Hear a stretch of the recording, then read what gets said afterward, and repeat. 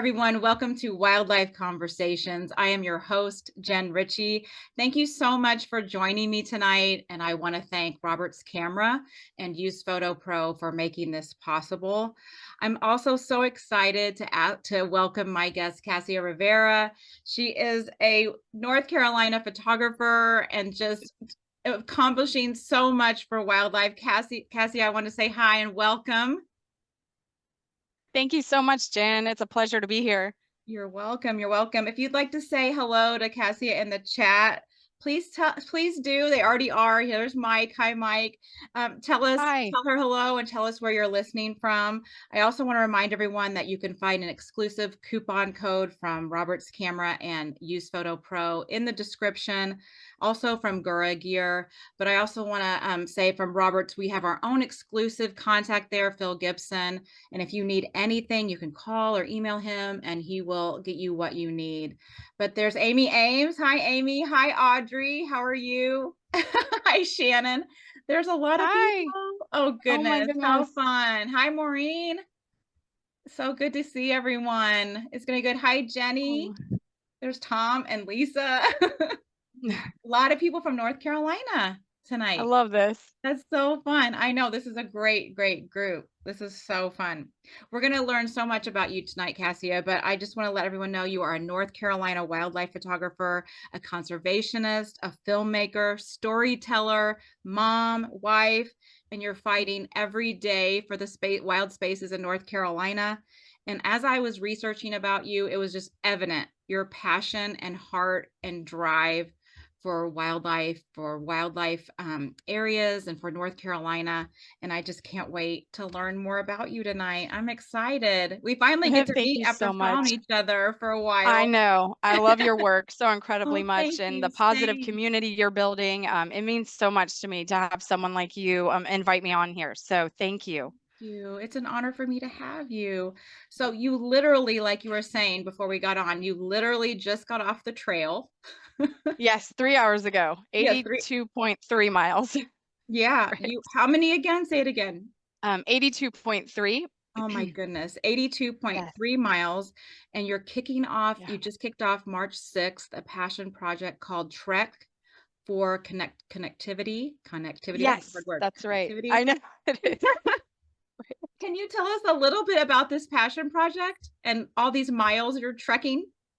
Yes. So, I've been working in the connectivity space for a few years now, and just everything has built up in the work with the collaborative movement I'm involved in to now begin a storytelling push early on before the work truly starts to begin.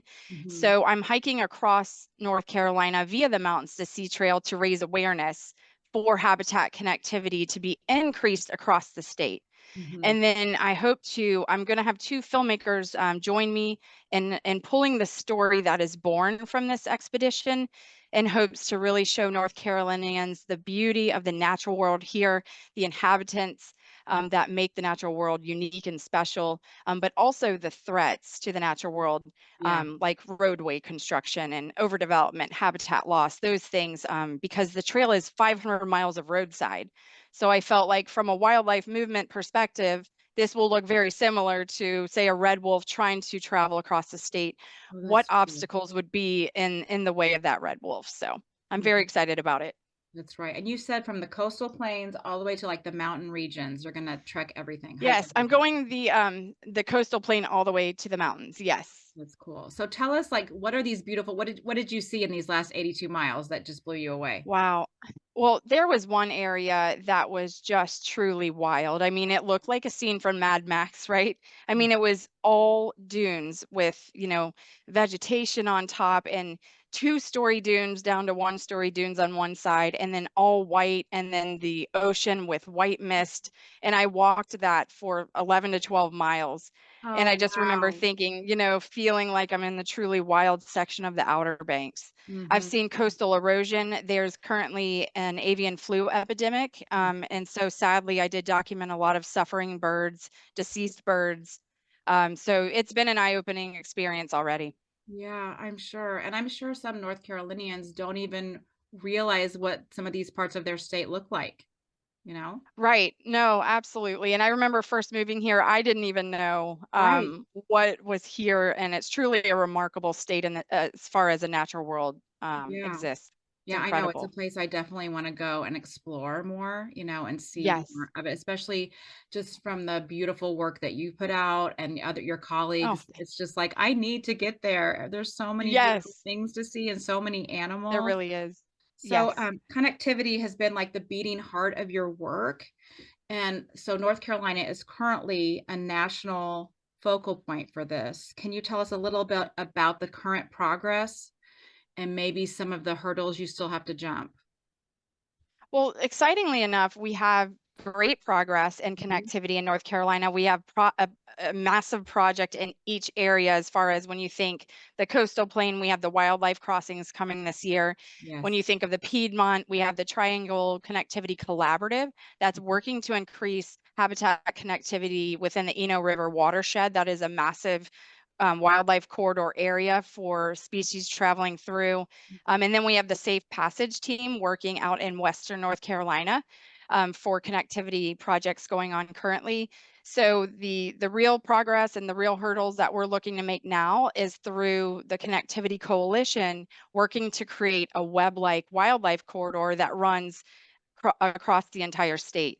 So that way, one day, maybe we can have wildlife movement from the coastal plain all the way to the mountains and back and forth that way. Yeah, it's sad that we have to do this, that we've built so much Right. infrastructure that we have to do this. I don't even hear my state talking about it, Okay. or my Sure. town talking Yes. about it. It's just like Right. Right. keep building, keep developing. And I see Right. like the white-tailed deer habitat just getting eaten up. It's really sad.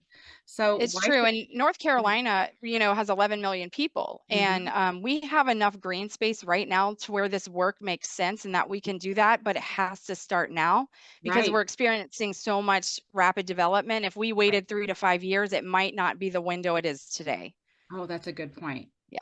So why Yeah. should people care? Why not just build up another like neighborhood and building and complexes? Why should people care? Right. Well, I think first of all, habitat connectivity saves lives. I believe that wildlife should just have the freedom and opportunity to thrive, to raise their young, to seek new territories, to find food and mates, that kind of thing. But when you're looking at habitat loss, what happens is there's a rise and an increase in vehicle collisions with wildlife.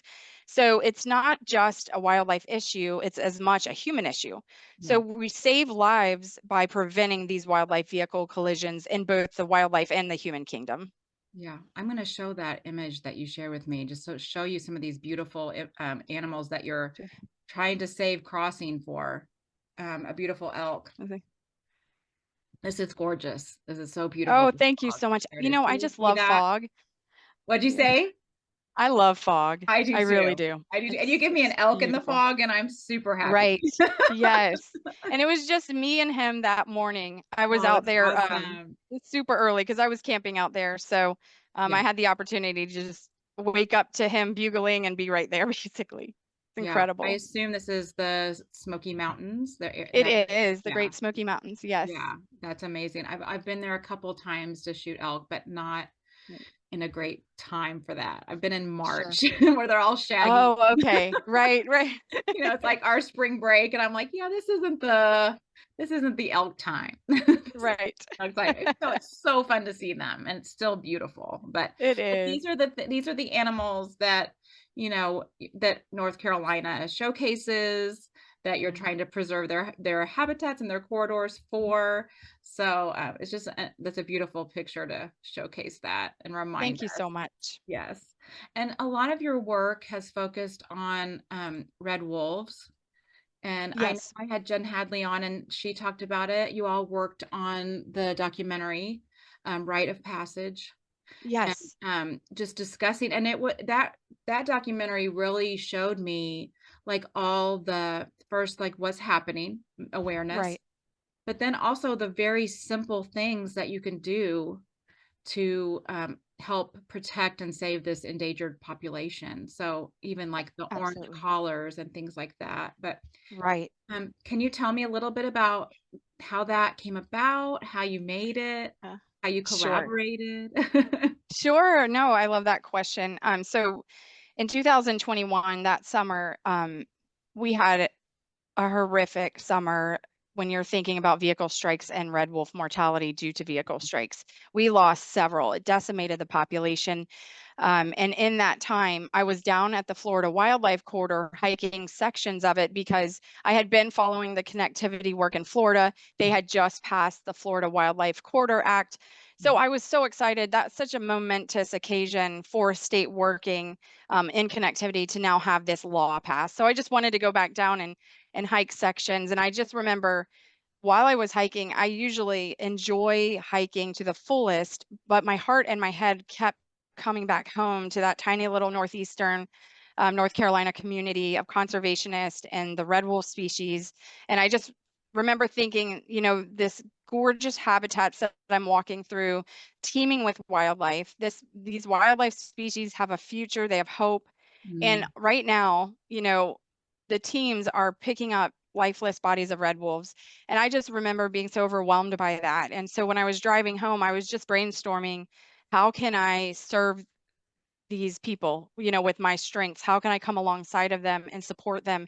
How can I raise awareness? Because the conversation really wasn't started around the state yet about this issue happening consistently.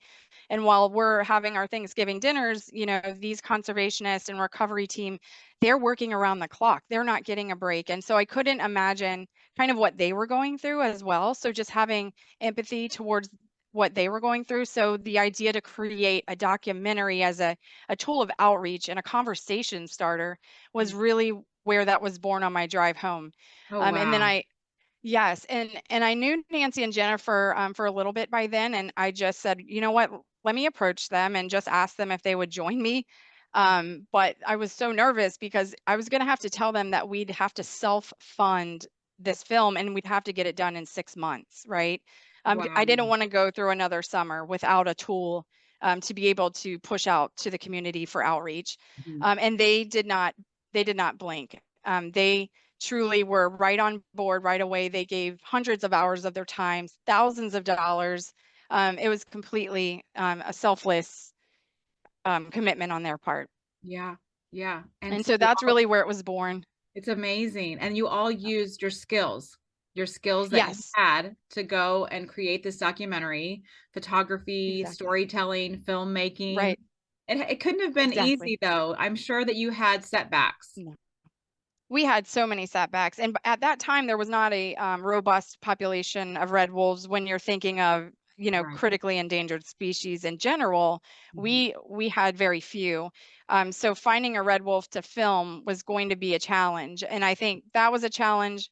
Funding was a challenge, especially in the end.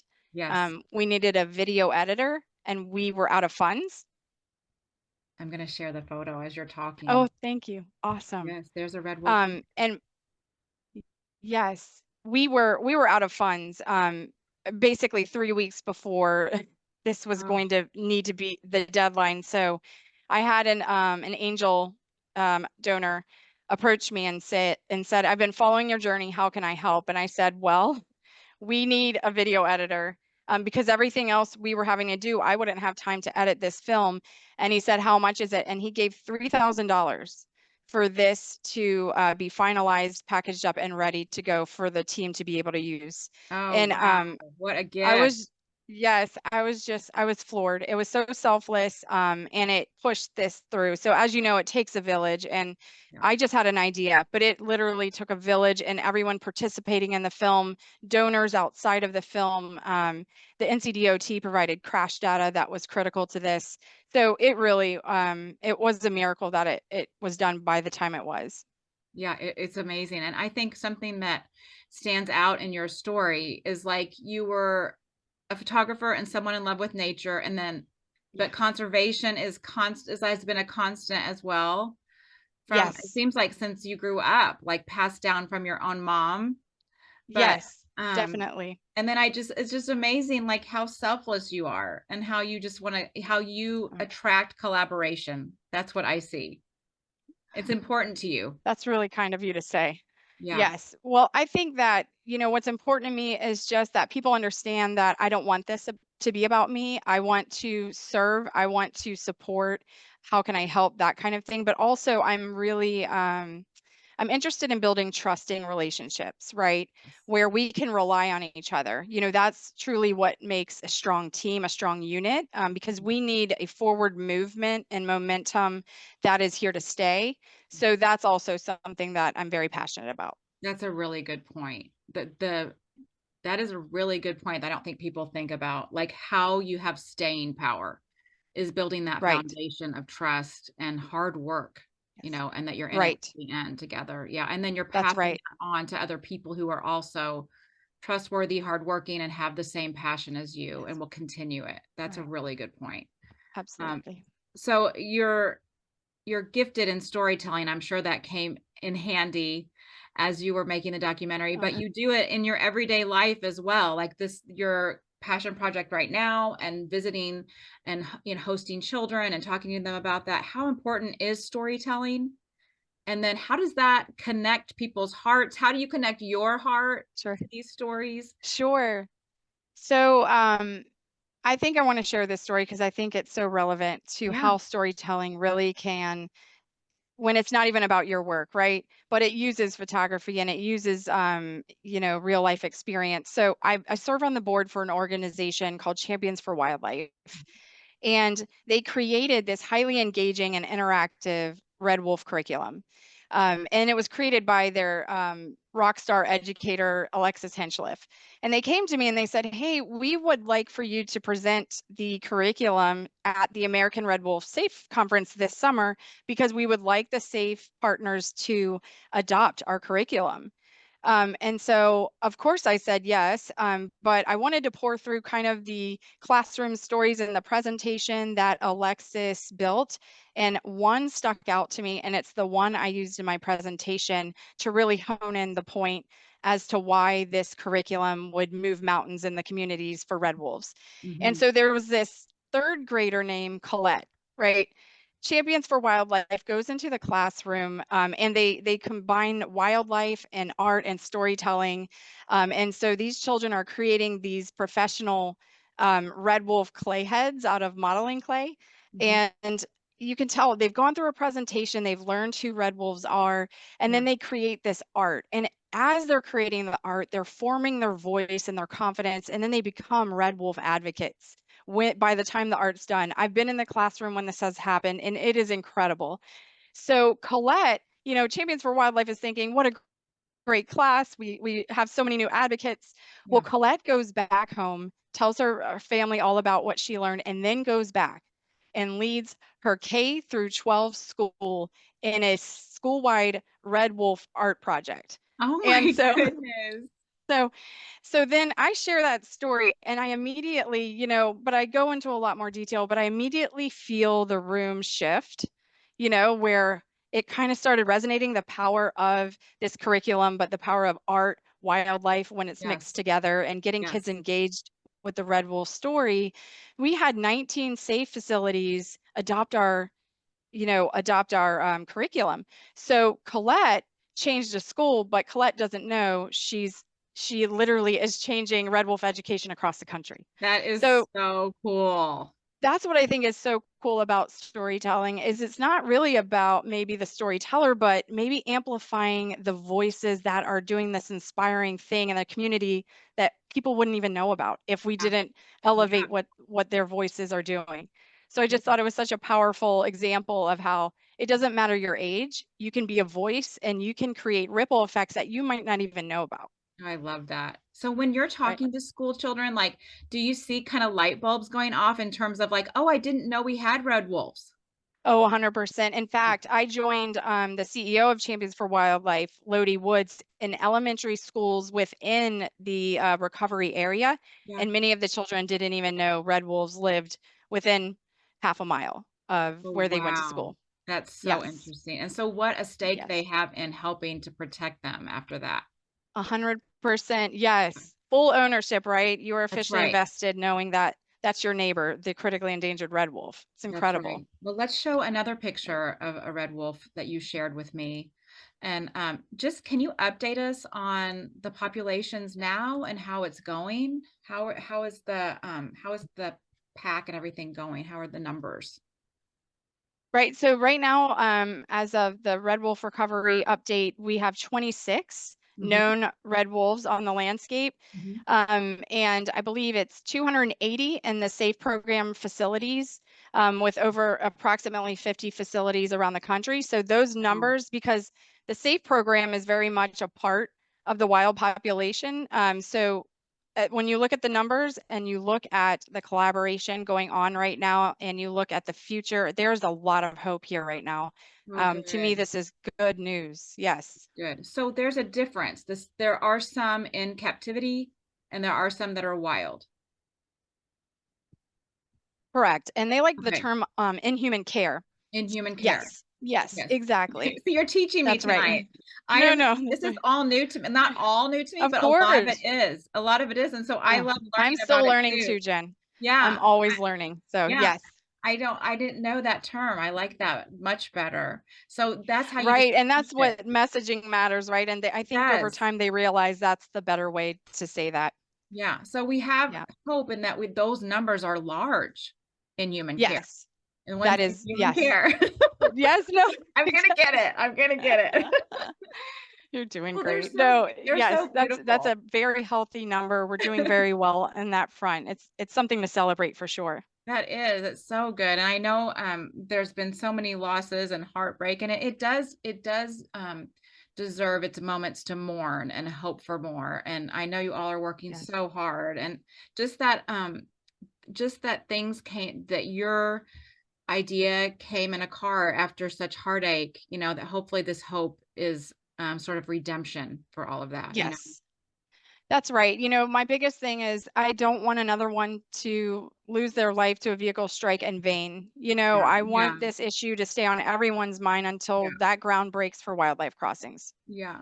And so that's what rite of passage helps people see too. People should go to see that. And where can they find rite of passage, Cassia?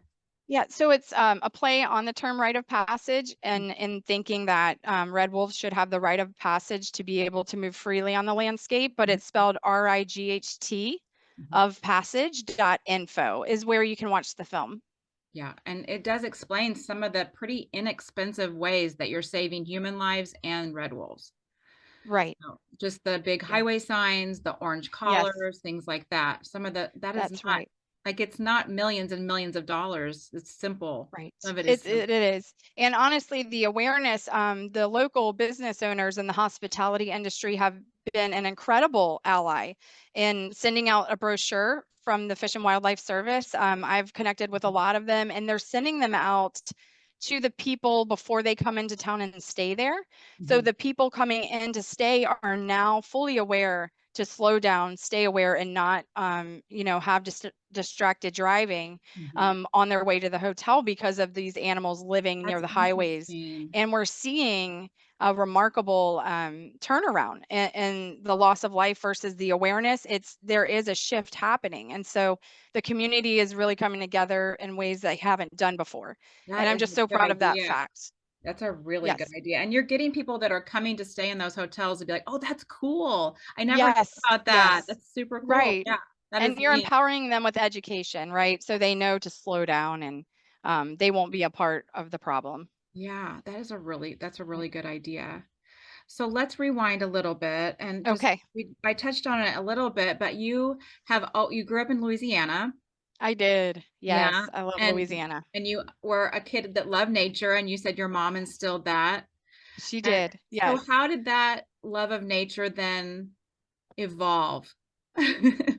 Right. So, we were a family with not a lot of means. So we Mhm. were constantly having to move. And as a child, you're kind of needing your stable ground. And mine, I would just find natural spaces to explore every new place we lived, Yeah. which, ended up being in the double digits by the time I left for college. Mm. So that's really where it was instilled. My mother would, teach me to look for the small things, the details in nature. And the role of the ant was so cool and important to her. She loved hummingbirds. So I'm exploring through these habitats as a small child, all the way up until, I became a teen, and Mhm. it was home to me. Yeah. I was interconnected with it. I never feel like I'm a stranger or a guest going into their home. I feel that is my home. And I Mhm. think when we look at it like that, if it's our home, we invest in it, we take care of it. If the roof leaks, we fix it. Yeah. And we want it to look better than when we found it. So it's something I'm very grateful for, that's where I, found my love of the living things and the natural world. Yeah. And so did you directly go into a field of conservation, or did you have to do a little sidetrack first? Yes. So I was a soccer player. I started when I was 5, and I played through Okay. college.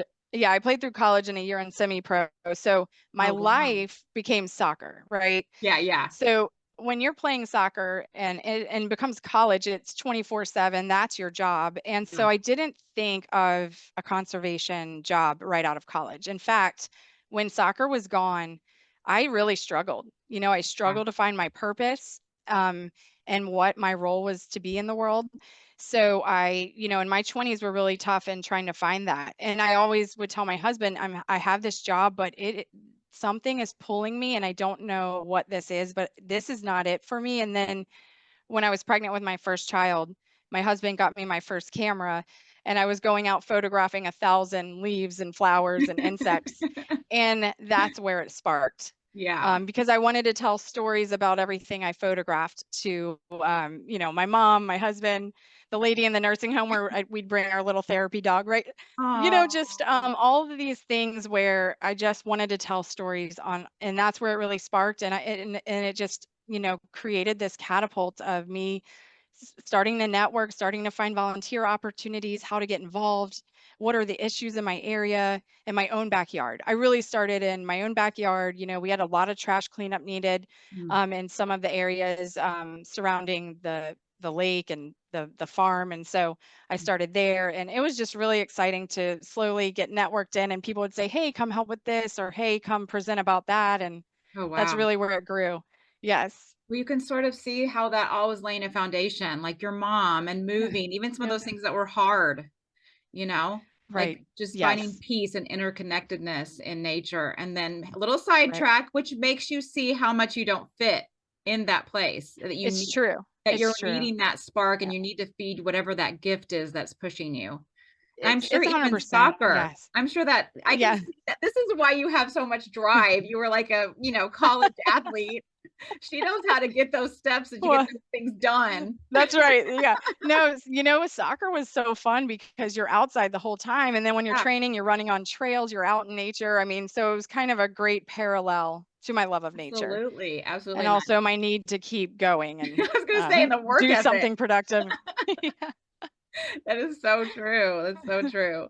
Well, then, so, and you said your husband's like a huge support. Yes, he's an ultra runner, so he's Oh, equally as crazy. And so, yeah, we make a great team, I definitely. We love support that. each other fully, and yeah, Yeah. it's a great relationship. I'm very thankful for it. Yeah, I love that. I Yeah. know my husband is not a photographer, but he loves like being out in the parks and Yeah, like is excited when I get a good that's great. shot and all that. So it's nice. Oh, that's great. Yeah, It is. It makes all the difference. it does. We can enjoy it together. So, but I Right. don't want him to pick up a camera because I'm way too competitive. I'd be like, See, I'm no, that I got the way. shot. That's right. That's right. That's 100% it. Yep, you can ultra run, you can do anything else but pick up a camera. That's right. That's That's right. right. Some people like to do it together. I'm like, I'm good. I'm good being it being my thing. I'm good. Right, that's right. He's like, oh no, you're not competitive at all. All right. I'm so competitive. I Yes. am too. We'll play I am. basketball against each other and people think we're going to a divorce. So, That's so funny. mm, So what's your favorite place? You have so many places in North Carolina. I do a little bio beforehand and people send it to me uh-huh. and like it was such a long list of North I'm Carolina. sorry. I know. No, no, it was fine. It was like it was Right. me. Like I hadn't heard of some of those places. And I'm like, this is Right. why I need to get to North Carolina. There's so many pretty Yes. places. So, but So, what's your favorite place to shoot? so I obviously love the beauty of the shots that come out of Eastern North Carolina, the gargantuan bears, just the lighting. I mean, everything is so beautiful there. But when I really get in touch with who I am, As an explorer and someone who's an adventurer, I love places like Shining Rock Wilderness, which is the largest wilderness area in North Carolina, Great Smoky Mountains, Nantahala National Forest, the Pisgah National Forest, places like that where in some areas I can get lost and just track the American black bear Yeah. and look for different wildlife and just have it's almost like a spa day for me when I just Oh, get to that's get out cool. in rugged terrain, and just breathe. Yeah. Just that peace again that you found when you were little. It's That's back. right. It's back. That's yes, it's Yeah. reverting in my middle ages for sure. I'm going back. Oh, Yeah. me too. Well, Yep. some of your images like that they just always stand out to me in my mind when I think of your name. Or those pathways with the bears walking down or the bears standing up, and you've got one with Right. like a bear swimming across a pathway. It's so Oh, cool. yes. I can Yes. your work shows that love for the black bear and how Thank you're you. out there looking for that way to showcase them in the best way Mhm. possible, and it just Thank you shines so much. through. That means a lot. It That means a shines lot. through. I really do think of you, and I think of black bears when I think of your work, but let me share Wow. a photo and just tell us a little bit about the black bears in North Carolina, and where is that photo? There it is, right there in front of me. It's gonna take a second to come up, but you sent me a photo of a black bear Yes. and Oh, yes. So, right. So this is like the world's okayest photo, right? And the reason why I sent it to you is what I love about this was in the western part of the state, and the bear, I kind of call it cultures. There's different bear cultures around the state, and this one interesting. is where they're really wild, and to uncover a bear in this area, it takes a lot of patience, a lot of work, a lot of hiking and looking for signs and that kind of thing. So in this moment, I was just about to give up. And then I heard some rustling, and then I look over, I'm on the trail, and this probably 2-year-old bear, I think this one was, he was just walking furiously around trying to sniff out, and then he would stop and forage on something under the leaves, and then he would continue walking on, and then that was the encounter, right? It was probably 60 seconds, 90 seconds, and then he was gone, and I was just staying super still. I probably took 3 to 5 shots Oh my and then just goodness. watched, right? But it was just those wild encounters where the bear is being a bear and I'm just a part of the habitat, is my favorite moment. And yes, I love the photographs when you get those beautiful encounters and you have the perfect shot. But this to me is really the one that speaks to my heart and who I am. Yeah. What have you learned? What do you learn from black bears? Is there something the way that they've made you grow or correlations you've seen to the human population or So from a personal standpoint, they're survivors, they're Mm, master adapters, mhm, they're highly intelligent. The bonds that moms form with their cubs are incredible. mhm, She is the nature's homeschool educator. A relationship with a mother bear and one cub is different than the sibling with her other cub. I once observed a mother bear who was a disciplinarian with one of her cubs because that one would act out of line a lot, and then with the other one, she was a lot more affectionate because her daughter was more of her shadow. mhm. She was there to please her mom and listen and really just follow along with what she was teaching her. I followed this story of this bear family for about 3 months. I'm sure my wildlife biologist friend on the refuge was so annoyed with me because I kept sending updates, and she's like, I'm a wildlife biologist, you need to do Stop. this. Yeah. Right. But yeah, and they teach me how to read the forest, Wow. how when you're tracking their signs, you might see some signs, but does it mean that they're set up in that habitat versus when you see a lot more heavily trafficked, bear trails and lots more signs that seem to indicate that they're staying there, that there's more, Yeah. maybe more than one even, and so they're set up there using it as a home range. So I really love how bears have brought me back to staying in tune with the natural world, Mm, really just keeping my surroundings in focus. yeah. And I know how some people don't like us to say they have feelings, but I mean, Yeah. it So sure it's seems like yes. it. Yes, I have wildlife biologist friends who are definitely in that thought that you don't put the anthropomorphic, Good. the Yes. human-made things on them, but Yeah. some do believe they do. And I, after all of these years, absolutely believe they do. They're Mhm. sentient. Yeah. After you Yes. watch and see those populations, it's like, whoa. Yes. For Yeah, I so mean, long. they're not Yes. exactly like us, but I'm Not at sure all. but I'm sure that helps you tell the story when we can relate, when we can relate to Right. a mother and her cubs and her children, like, we want to help Right. and protect because we relate how she feels.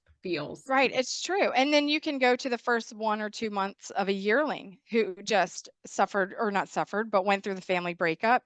They are agitated, they are nervous, right? And so is that not a feeling, right? What are we then Right, looking at? So right. that it's It's very really interesting to interesting. me. Yeah, they're always saying those subadults, like the subadult grizzlies, like, they're the worst because 'cause they're like teenagers. Yeah. They're kinda out on their own, Right. they don't know what Right. they're doing Right.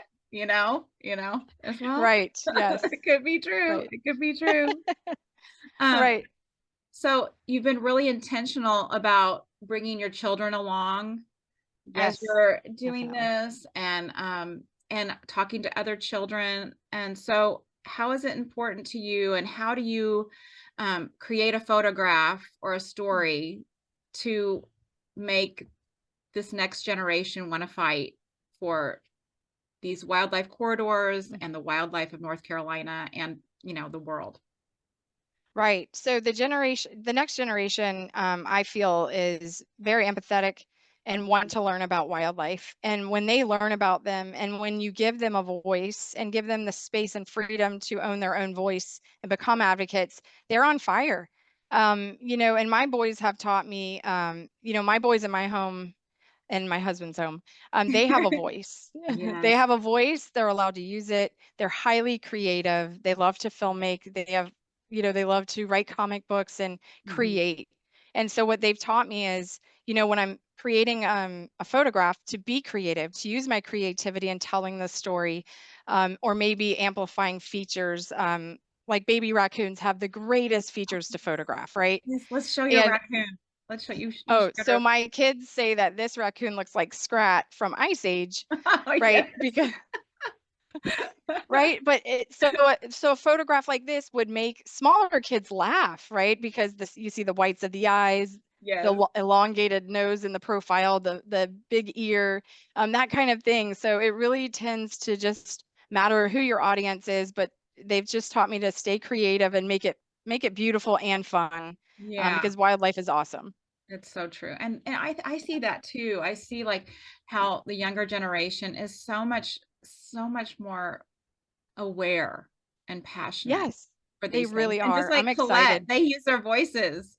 That's right. That's right. They I use think their the future voices. is bright because of them. That's I right. hope so. I hope so. We really do need them. We do need them. Well, if you Yes, have we a do. question for Cassia, just please put it in the Q&A box and I'd be happy to ask her. It's been such a great discussion. I'm learning a Thank lot. you. I'm really interested in like the different personalities. I'm going back to that, the different Right. personalities of bears in different areas. That is so interesting. Yes, and it has to do with food availability, human Mhm. presence, and then whether or not the bears are getting into human food and That's and true. being habituated to that. That's what I That's found true. anyway. That's Yeah. true.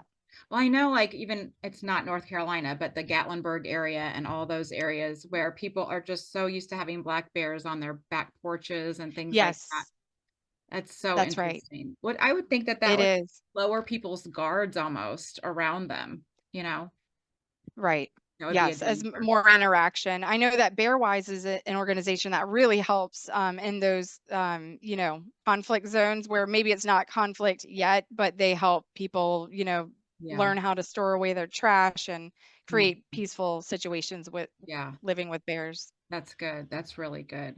So, Yeah. let's talk technical a little bit. Sure. Did you remember the first camera you had that your husband got you? Yes. What Yes, was it's that? the Canon Rebel T3i. And my 10-year-old now shoots with it. That's wonderful. I think Yes. I had the Canon Rebel T6i. Yeah, that's what mine was too. And what do you Awesome. shoot Yeah. now? I'm a Nikon Z9 So you camera switched. body. Okay, that's a I great camera do. buddy. Yeah. I really do like the film quality. That's why I did get it, as I'm going to be working more in film than photography for Yeah. the foreseeable future. So Yeah. it was an investment I was willing to make for that, for sure. Yeah, that's true. And so Yeah. do you have favorite lenses or The best So lenses to use for what you're doing? so I have a 400 4.5 that I absolutely Mhm. love. The Mhm. 800 is great for red wolves, to give them Yes. that distance when I do go back, and also with birding. Yeah, But that I makes just sense. haven't. I am getting back out to nature again for the first time and consistently now for this year's work, in the last 2 years, because I have been doing a lot of outreach work. Yeah, Yeah. I'm sure. I feel like Yes, I've had a which has long been break. wonderful. Yeah, but Yeah, sometimes you're like, I got to get back out and in the I do. field and get back. Yes, Yeah, I'm I feel really that excited. locally too. I need to get back out better locally. Yeah. Yes, for sure. There's just so I much know. to do. So much to do. There is, right? In a perfect All world, these different areas. And right? so do you have films you're working on right now or ideas? You don't have to say any secrets, but do you have like projects that are coming? Yes. So we will be working on film projects over the course of the next year that are going to be born from this expedition, Mhm. in the support of the work ahead within Yeah, the yeah, Connectivity Coalition. that's And so I'm cool. really excited about what those might be. We Mhm, have some mhm, framework ideas, but mhm. I have a feeling, as always, the stories evolve as you get closer to when Yes. it's time to put it together. Yeah. The framework, and then you can kind of see where it's shaping. Yeah, That's right. that's Yes, good. How the story exactly. is shaping. Okay, Right. Mike asks Yep. Mexican wolf fostering in Arizona is successful conservation technique where captive born genetically valuable wolf pups are placed into wild dens to increase the genetic diversity of the endangered population. Are they doing this with the red wolf population? So we have the cross foster, pup where they will take a pup from the in under human care, and they will fly the pup over into the area, the last one was from the North Carolina Zoo, and they will go ahead and, rub it with feces and urine and put it in the den after the mom has pups. Mhm. And then she successfully adopted this last one from the North Carolina Zoo. So that's the program in place when thinking about pup fostering for red wolves. That's really cool. That's really cool. Yeah. I love learning this stuff. It's so Yes. it's so cool. No. And then Yes, it's Shannon says, incredible. is your group or any other looking into alternative habitats for the red wolf population? Could they survive there? Could they survive in since current Alligator River area is so dangerous for them due to traffic fatalities? Sorry, that was a lot of words. Oh, no. My mouth. My That's mouth was an tripping over that. exceptional question. And I know that the Red Wolf Recovery Team has publicly said that reintroduction sites are in the thought process, but nothing is being considered as finalized, or even Yeah, we're thinking of this area as of yet. But of course, that should be the future, in my opinion, of when we want more red wolves on the landscape, testing other reintroduction sites to see about the success of that. But with wildlife crossings coming into the area, mhm, that will mitigate vehicle strikes by up to 90%. mhm. And so if they can start to naturally move out of their territory, with increased habitat connectivity, that could also be a way of them, finding new areas and new habitats and growing their True, populations outside of that area. true, very true. Well, do you have someone that's like mentored you or inspired you? Do you have someone like that? So there's a lot of women leaders in conservation that inspire me. I think the Yeah. two right now that I'm really the closest with, as someone who's been brought under their wings, is, Lodi Woods with Champions for Wildlife and Kim Wheeler with the Red Wolf Coalition. And Mhm. I'm just a sponge around them. They have, a lot to teach and a lot of wisdom. And I just watch them. They have faced unbelievable challenges, and they do so with grace and with strength, professionalism, integrity, all of these things that matter to me. It's just been really cool to be a sponge around that. Yeah, that's so cool. Someone says, is there an abstract 5-step plan on evaluating a place and creating a plan on having wildlife crossings? Can you say that again? Can you ask that question Is again? there an Sorry. abstract 5-step plan on evaluating a place and then creating a plan on having a wildlife crossing? So are there parameters first? Yes. So of course, in any area where a wildlife crossing is going to be implemented, there's going to be years of research and scientific data to look at vehicle strike mortalities on the species, the numbers, how many are dying by vehicle strikes. And what's been exciting is Wildlands Network did this, did the heavy lifting and created the top 20 highway hotspots through much scientific research that need wildlife crossings in North Carolina. And so that's been super helpful for when we're thinking of a web-like corridor, where are those hotspots that could be potential places where we need to put those wildlife crossings in. Yeah, and rite of passage gives a lot of statistics about the human fatalities and then the red wolf fatalities. It was really interesting. Right. I'm glad that was helpful for you, because I'm a statistics person, but yeah, I know not everyone is. No, that's fine. I mean, it does show, the data shows the need. Right. Yes, absolutely. That was really good. Yes. Well, you can continue to ask questions. I'm going to start the speed round and we'll see what Cassia has to say. But you all can still ask questions. If you put them in the Q&A box, I can see those better. And I'm sorry I'm not seeing everyone's name. I can't see. Sometimes the name gets cut off. So thank you all for being here. Yeah, thank you so much. So it's excited. A great group. It's a great, there's so much to learn. And I know we're like all invested. So thank you so much, Patricia. I know so many people wrote to me and they were excited you were coming, and there's just a great support for what you're doing. I'm so grateful. And a respect for you. I can tell that too. Yeah. I'm just one of thousands of voices. I'm just grateful to be here. Truly, it's an honor. I knew you would say that, since you are so good at collaborating and giving other people credit. It's so good. But so okay, first question. What's in your camera bag that you can't do without? My field journal. Oh, interesting. So the field journal that you write in, not a field guide. Yes. Okay. Right. And I write all my thoughts, feelings, observations, concerns. Yes. And so did you have that with you today as you were walking? And then you Yes, I did. And yes, I have a lot written about the avian flu. That was just really hard for me personally to see sanderlings and northern gannet and a cormorant just really, really sick. And yeah, so I wrote a lot about that and the coastal erosion. Then also the good and happy things that happen. Yeah. I'm not all sad, but it's very important for me to always remember how I felt and what I saw in areas I'm in. Yeah. So do you write it out in paragraphs? Do you have like charts? How does your brain work? I am the messiest note taker. It drives Lodi Woods crazy. Nope. So it's all over the place, but I understand it perfectly. So I know that's how I am too. The messier my handwriting and like how crazy I can get, the better. That's right. It all makes sense to me. That's right. It's like in English class when they said, I'm a former English teacher, but I remember our teachers would say like, it's time to free write. And I'd be like, right. That's right. Like, feel free. Well, that's really good. I love how you're doing that. And then do you just like, once you finish one, you'll always stay with you, and you kind of have like a system. You have a whole That's right. Set of memories. And then I have like 42 of them all over my house. And you're like, oh yeah, in 2021, this is what exactly. Right, exactly. I don't journal about anything in my life, right? It's always just about, let's keep it over here. I know. I almost feel that about photography. I'm like, okay, I photographed this bear her whole life, but did I forget my children on that event? Yeah, I did. You're a great mom. Oopsie. Oh, my kids tell me all the time that I say I'm not a nerd, and they're like, okay, Mom, we just have to say the word bear and we'll see what happens. My kids think I'm a huge bear nerd. Yes, I'm with you. I mean, who isn't? Like, right. They're incredible. They're incredible. Yeah.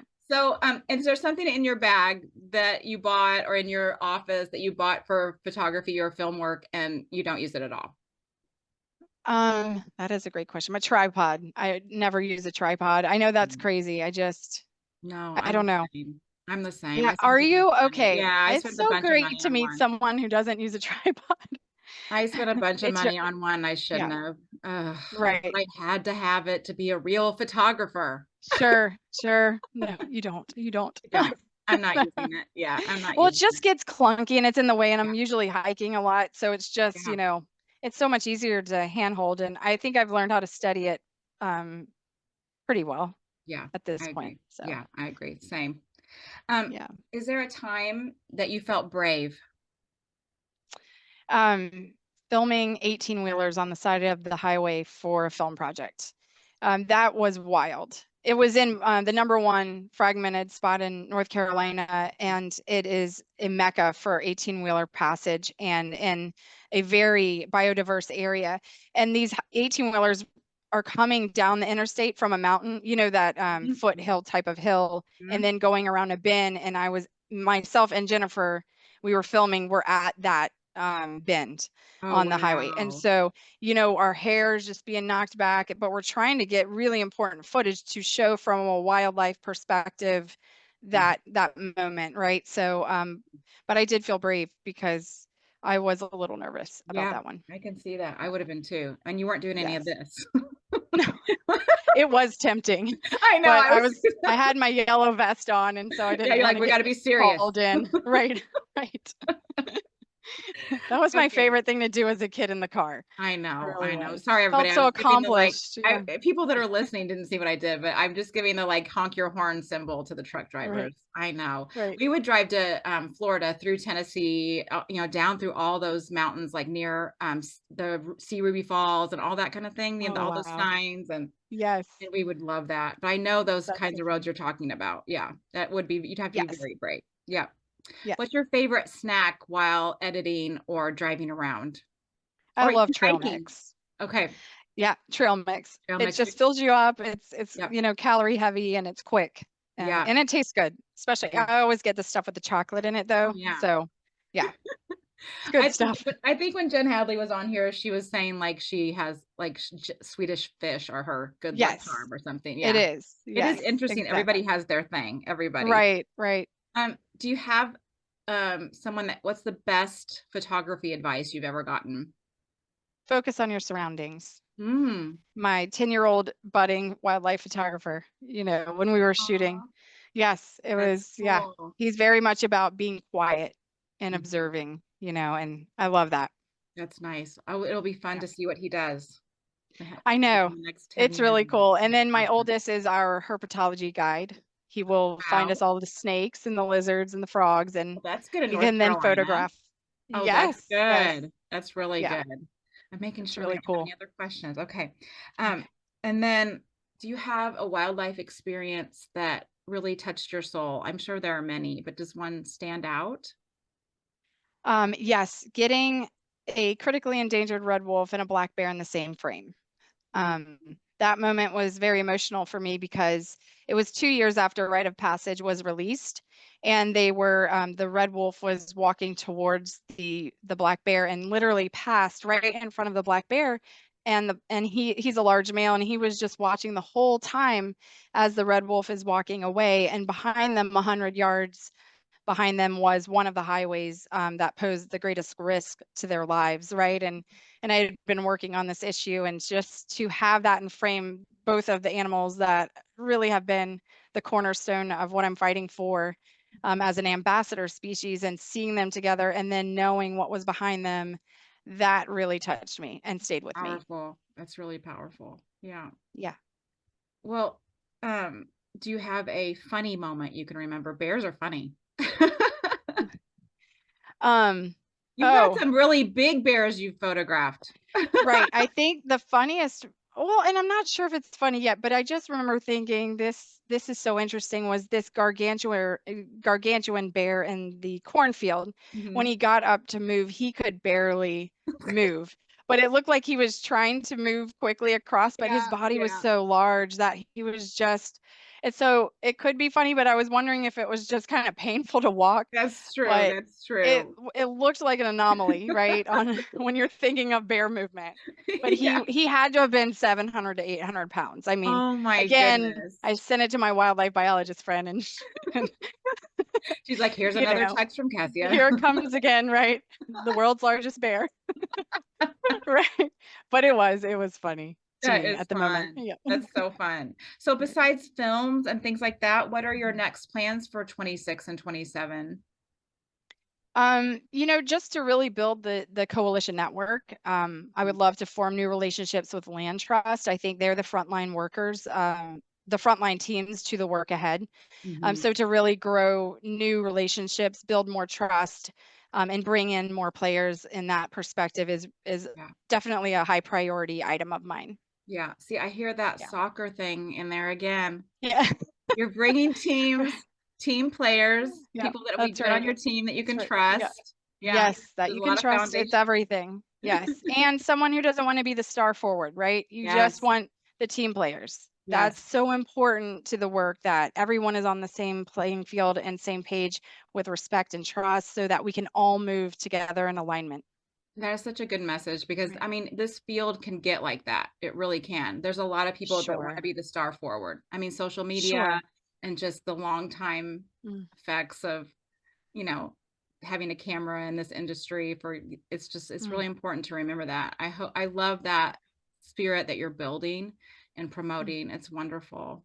Do you have Thank you so much. resources for people, like if they want to learn more about what you're doing, or about the bears, or about the red wolves? Where are some great places to go? So I have a connectivity website called the North Carolina Wildlife Corridor, and it's northcarolinawildlifecorridor.org. So you can take a look around there. It's got many photos of species all across North Carolina. And thank you to Nancy and Jennifer for contributing and helping with that, photography push for the page. Riteofpassage.info is a great one to learn about red wolves. And those are really the two websites that I have. And I am working on my personal website. So I hope that's going to be live this year. And there will be lots of bear stories there that I'm really excited to share. Yeah. And the connectivity, Trek for Connectivity, are you going to be sharing updates from that? I am, and it will be on the Wildlife Corridor website, and it's going to be its own blog. So after every section, is complete, and I can then post just everything that I felt, and in a very professional way, and then share, the imagery from that. I want to just update everyone who wants to follow the journey. Oh, that's great. And you can also follow that on Instagram as well. Yes, NC Wildlife Corridor is our handle on there. Yes, I follow it there. Yeah. Oh, thank you so much. You're welcome. And where can people follow you on Instagram? Oh, I'm Cassia Rivera Photography is my handle. Okay, Yes. so everybody go follow. I know they probably already do, but go follow Cassia and follow these things. Thank you. And I really encourage people to go watch the film. It's only like 7 or 8 minutes, right? It does not take. I believe it's just over 10. I believe, if I remember correctly. Yeah. Yes. But it doesn't take a lot of time. You're not sitting down for an hour. Right. It's we wanted something concise. Yes, absolutely. Yes. And and you decided that you wouldn't do film festivals and things like that. You just took it everywhere you could. We could, yes. We wanted grassroots movements, just, so the people of this state could get behind this and care about it and become stakeholders in creating change and being part of the many, many people that have worked on the messaging to get us to the wildlife crossings. It's been a village effort. And so I'm just so thankful to the public and everyone that has been a part of this, and the organizations, of course. I mean, you had a 6-month goal to get it out there because it was an urgent need. Yes. It was urgent. It should have been done. I was mad at myself that I hadn't thought about it sooner, but I'm just thankful that I had the opportunity to get it out when I did.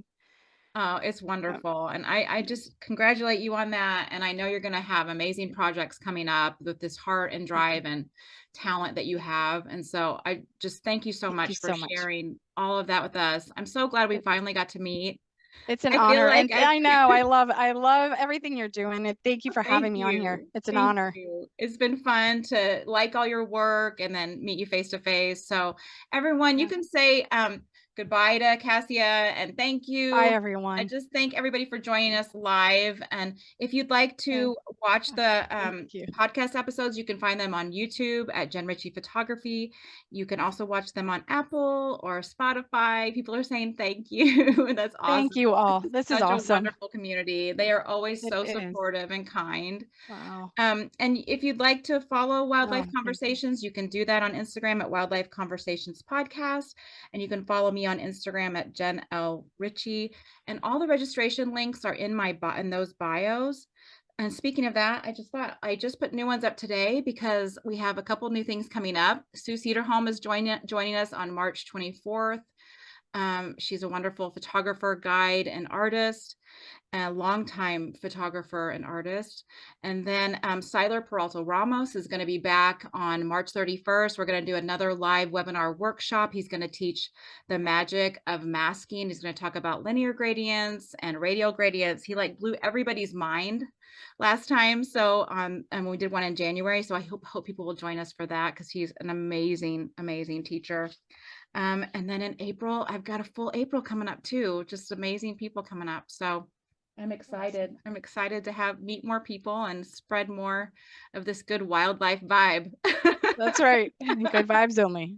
We've got good vibes here. As the cool kids say. That's right. That's right. Yeah. I don't know the cool words, but me neither, but I'm trying. I won't try the real cool ones, but we do have good vibes over here. And I think you're just doing so many great things, Cassie. And I just am privileged to know you and meet you tonight. And I wish you the very best. And when you do the next thing, just contact me and we'll get back together. You can come back on and tell us. Oh, wow. That would be wonderful. Thank you so much, Jen. Yeah, I appreciate you so much. Thank you, everyone. And thank you to Robert's Camera and also to Gura Gear. You can see that in my description. And I'll see you guys on the next one. Thank you so much. Okay. Thank you. Bye. Bye.